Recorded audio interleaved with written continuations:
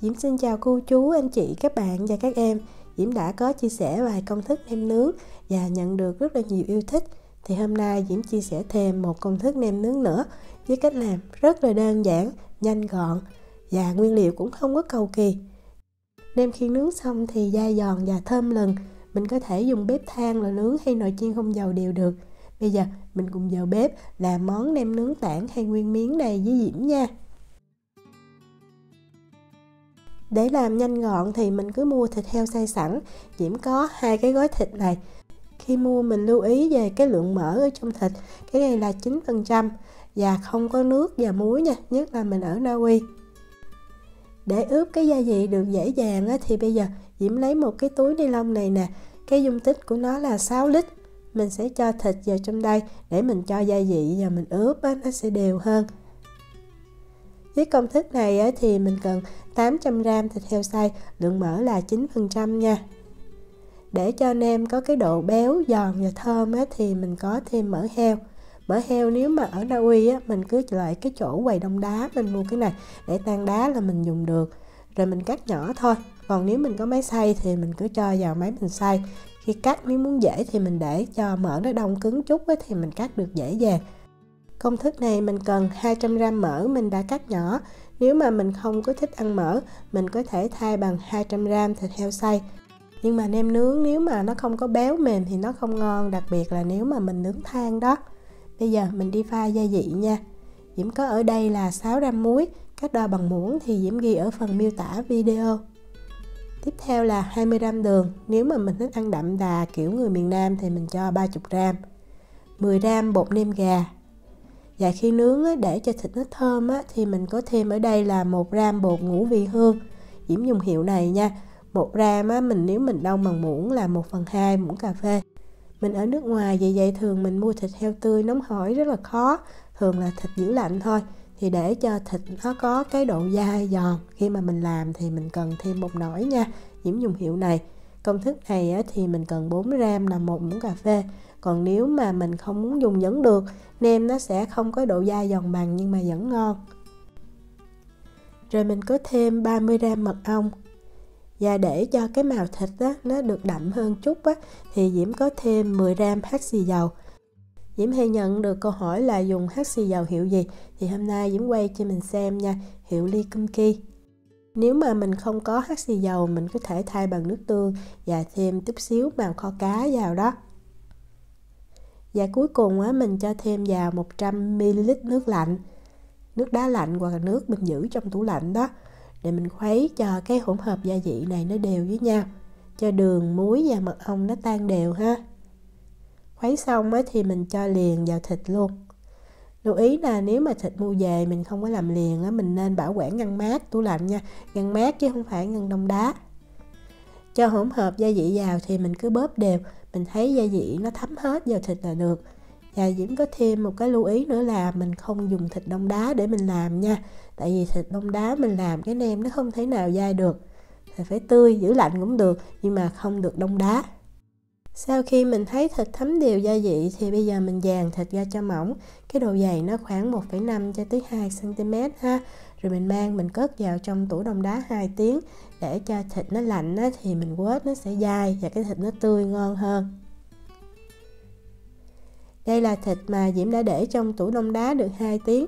Mình nhìn ở đây, nó chưa có đông cứng nha, nó chỉ dẻo như vậy thôi. Đông cứng cũng được, nhưng mà cái lúc mà mình quết sẽ khó hơn. Và nem thì mình cũng không cần thiết để cho thịt nó đông cứng. Để cho nhanh và gọn thì Diễm cho vào trong cái máy stand mixer này, máy nhồi bột đó, để mình quết. Còn nếu mà mình không có thì mình có thể giã bằng tay hoặc mình trộn đều theo một chiều cũng được luôn. Đầu tiên thì mình cứ bật tốc độ thấp nha. Và mình quết ở cái tốc độ thấp này trong thời gian là 2 cho tới 2 phút rưỡi. Tổng cộng cái thời gian để mình quết nem này là 5 phút thôi. Mình không có cần quết lâu. Quan trọng mình quết cho thịt nó dẻo và nó kết dính đó. Không có phải quết nhuyễn như là mình làm giò chả. Sau 2 phút hơn thì Diễm thấy thịt nó đã tơi và nó dẻo ra như vậy. Mình thấy thịt nó cũng chuyển sang cái màu hồng nhạt. Thì lúc này mình tăng lên tốc độ trung bình. Tốc độ trung bình thôi nha, không cần tốc độ cao. Và mình quết thêm 2 phút rưỡi nữa là được. Mình có thể quết lâu hơn cho thịt nó dẻo hơn, nhưng mà thường nem nướng á, mình ăn còn thịt á, như vậy nó mới ngon. Nhưng mà nếu mà nó nhuyễn quá thì nó đã thành chả nướng rồi ha. Đó, Diễm quết thêm 2,5 phút, tổng cộng là 5 phút nha. Thì mình nhìn ở đây, thịt nó chuyển sang màu hồng nhạt và phải dẻo như vậy. Đó, mình thấy nó dẻo như vậy thì nem mình nướng xong nó mới dai được. Mình dùng muỗng á, mình quết thịt dính trên cái cây quết xuống nè. Rồi thịt xung quanh cái thành của cái thau đó mình cũng quết, mình tém lại cho gọn luôn. Nem nướng á, thì không thể nào thiếu tỏi được. Diễm có ở đây là 20 gram tỏi, Diễm đã lột vỏ rồi nha. Nếu mà mình không có cân á, thì nó khoảng 7 cho tới 8 tép tỏi. Diễm dùng cái đồ nghiền tỏi á, Diễm nghiền cho tỏi nó nhuyễn. Còn nếu mà mình không có thì mình cứ băm cho thiệt nhuyễn thôi.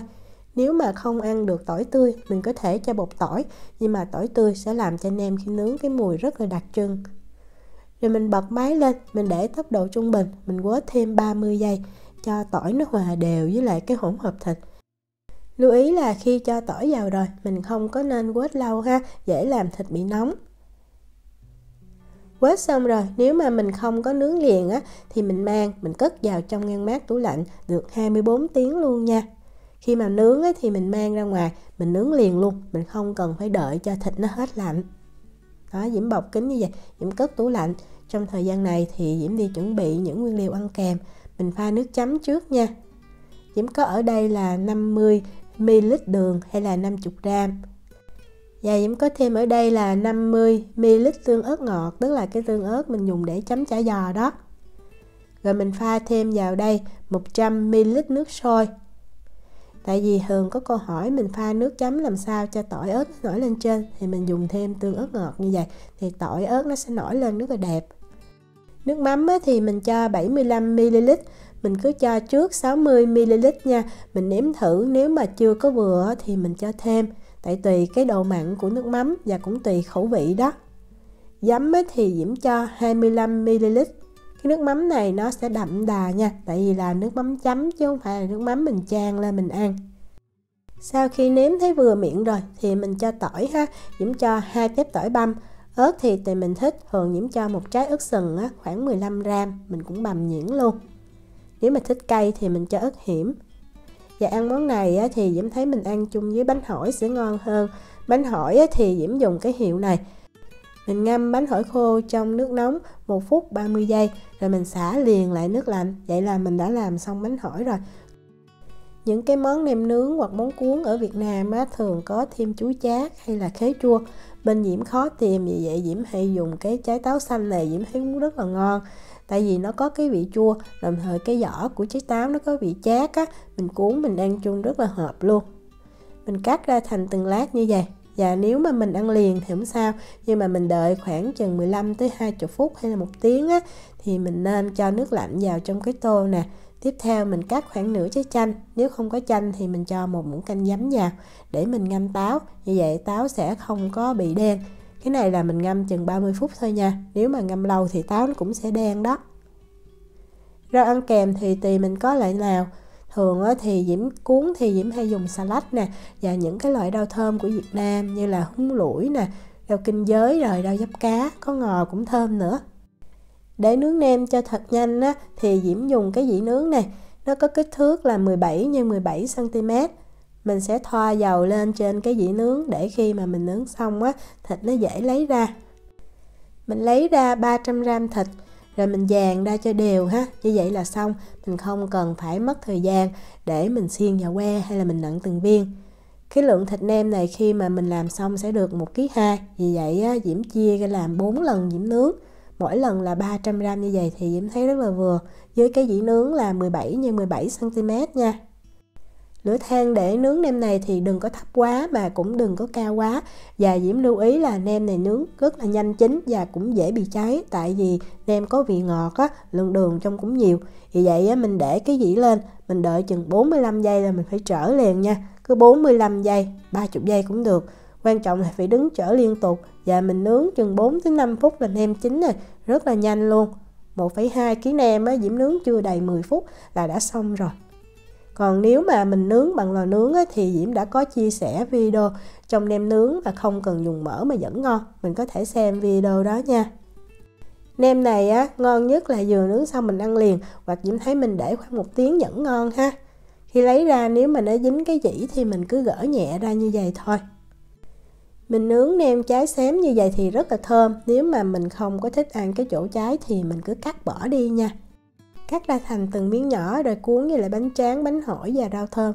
Rất là ngon luôn. Diễm chúc cô chú, anh chị, các bạn và các em làm được nem nướng thiệt là ngon. Nếu mà có thắc mắc gì thì cứ để lại lời nhắn hoặc là gửi tin nhắn cho Diễm. Diễm cảm ơn sự quan tâm theo dõi video rất là nhiều. Hẹn gặp lại trong những video tiếp theo. Chào tạm biệt.